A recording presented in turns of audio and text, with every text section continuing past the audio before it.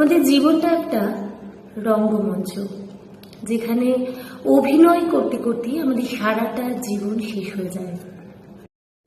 ভালো সন্তান, ভালো ছাত্রছাত্রী, ভালো রোজগারি মানুষ, ভালো প্রেমিক প্রেমিকা, পারফেক্ট সংসারী, ভালো মা বাবা, আরো কত রকমের না অভিনয়।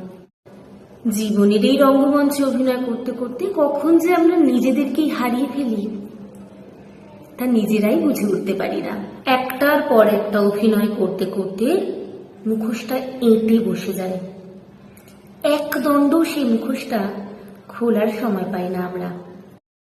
তবে হ্যাঁ, কখনো কখনো গভীর নিস্তব্ধ রাতে একলা অবসরে নিদ্রাহীন আমি আমার জোর করে টেনে মুখোশটাকে খুলে আসল মানুষটার মুখোমুখি হই।